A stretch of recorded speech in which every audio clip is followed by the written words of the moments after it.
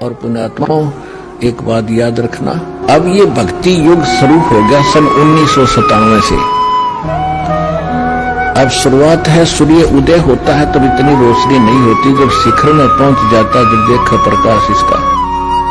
अब क्या बताते हैं, जब धर्मदास जी ने देखा कि ईब का तो भगवान गणे रुष्ट हो गए, ये कद्दे नहीं मिले मेरे का, आंखों में पानी, बुरी तरह रोया जैसे बालक रोया करे जिसके माता पिता दोनों मर जाए, छोटा सा बालक हो इस तरह रोए, मुंदा पड़ पड़ कर रोए।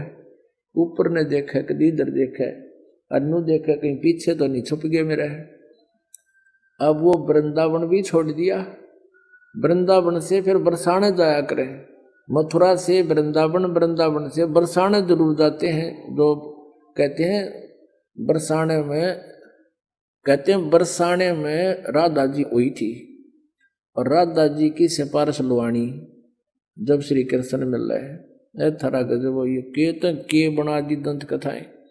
अब वह ना तो राधा जी ना कृष्ण जी है, और राधा जी की सिफारिश जब कृष्ण जी मिल भी गए तो फिर वो भी मृत्यु को प्राप्त होंगे, वो भी अपने कर्मों के दंड को भोगते रहते हैं। उनसे भी अपने पाप ना कट्टे, तीन ताप तोरों को काटेंगे कैसे, जैसे श्री विष्णु जी उर्फ श्री कृष्ण जी को चे विष्णु जी को श्राप दिया था नारद जी ने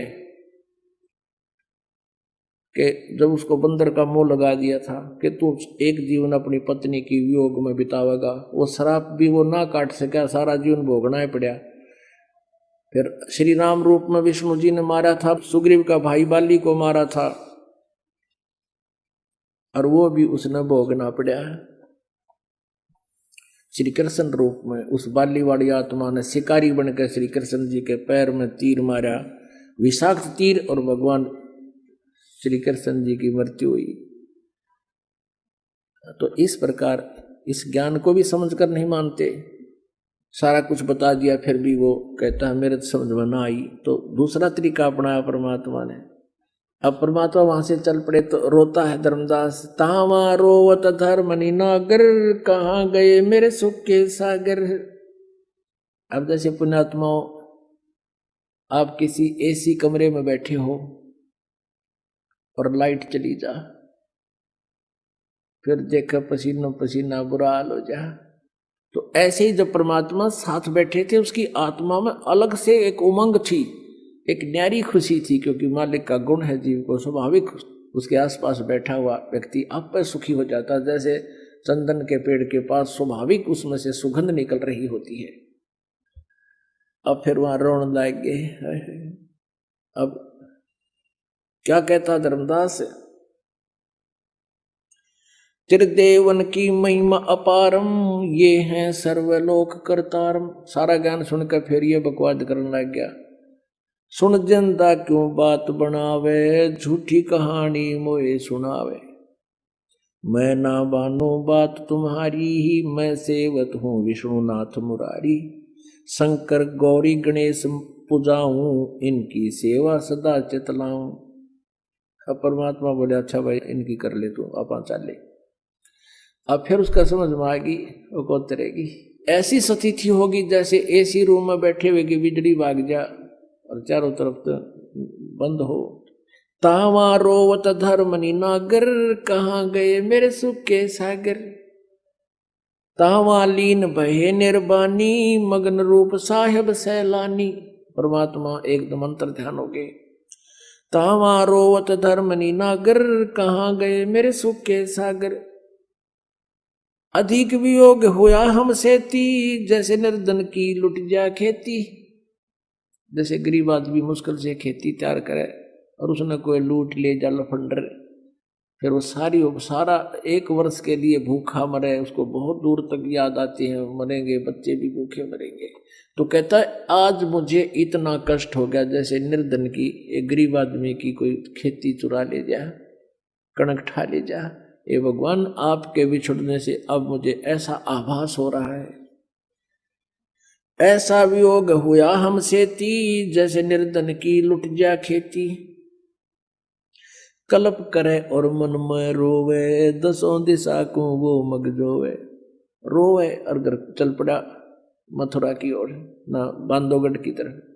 कल्प करे और मन में रोवे, दसों दिशा को वो मग जोवे। कभी इधर न देखे, कभी ऊपर न देखे, कभी भगवान आकाश में तो नहीं है, मेरे पीछे तो नहीं छुप गए हैं।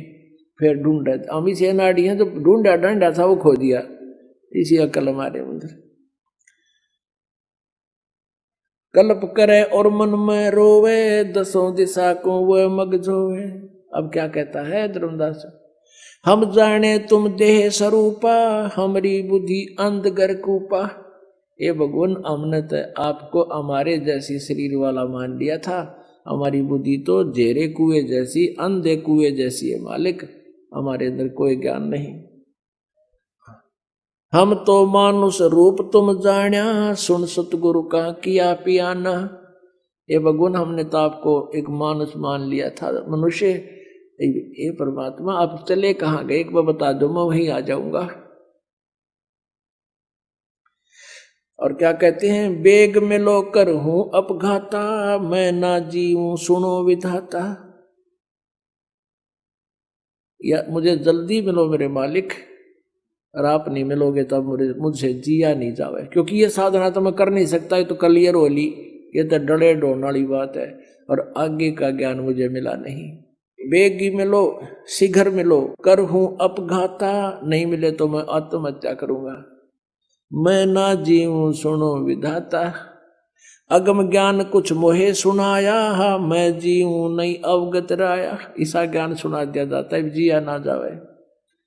तुम सतगुर अवगत अधिकारी, मैं नहीं जानी लीला थारी। तुम अवगत अविनाशी साई, फिर मोकू कब मिलो गुसाई। अब क्या होता है पुण्यात्माओं, धर्मदास जी रोता हुआ अपने घर को आ गया। अब तीर्थ यात्रा में तो 6 महीना का टाइम था, वो होता था इनका, 2-3 महीने अवश्य लगते थे। 1-2 तीर्थ को एक ट्रिप में करे थे। तो वो क्या देखा, उसकी पत्नी ने देखा कि भगत जी तो, आमनी नाम था धर्मदास की धर्मपत्नी का, कि भगत जी तो 3-4 महीने के लिए टूर प्रोग्राम बना के गए थे, ये 10वें दिन उल्टे आ लिए, 5-7 एक हफ्ते में वापस आ गए, 10 दिन में। और उसके निकट पहुंची कारण जानने के लिए, लेकिन धर्मदास जी ऐसे रो रहा जैसे माँ बाप मर जाया करे, छोटे से बालक की आंखों में तासू भीज के सारा कपड़ा भीग गए, और रो बुरी तरह, और पड़ के अपने मकान के अंदर जाकर मुंधा गिर के, और नो रो बुरी तरह, जिस तरह हाहाकार मचा के, और बोलना चाहा बोला जाने। उसकी पत्नी ने सोचा कि बात होगी, भगत जी वापस आ गए। उसने आप आइडिया लाया कि भगत जी की किसी ने पैसे निकाल लिए, चोरी चारी हो गई। आमनी देवी का स्वभाव था कि धर्मदास जी का खुला हाथ था, वो भंडारे करता था, दोनों हाथों में खूब 10 रुपये लगाने होते तो 20 लाया करता धर्म में। आमनी ये कहा करती, जी धर्मदान हिसाब का उसे, और इतना दान ना कराया करो, बालक भी पालने हैं। वह टोका टाकी करती थी। तो उसके मन में न्यू आ गया कि इसके किसी ने पैसे निकाल लिए, और इसलिए रोए है सेठ जी कि अब ये पैसे मांगेगा, वापस जाना चाहोगा तो मैं टांग अड़ाऊंगी, और धर्म के काम में ना नौकर हो यूं कहा करे, वो फिर फल नहीं देता। यदि इस दुख में रोता हो तो उस दृष्टिकोण से सांत्वना देती हुई धर्मदास जी से कहती है, सेठ जी रो मत, लगता है आपका किसी ने पैसा चुरा लिया, यात्रा का खर्च नहीं रहा, और आपका भगवान ने कितना दे रखा है, आप कितना पैसा ले जाओ, और कोई बात नहीं और देगा भगवान, हमने चोर तो चोरी करा करे, उनका तो नाश होया करे, आप और ले जाओ धन में, नाटू को नहीं।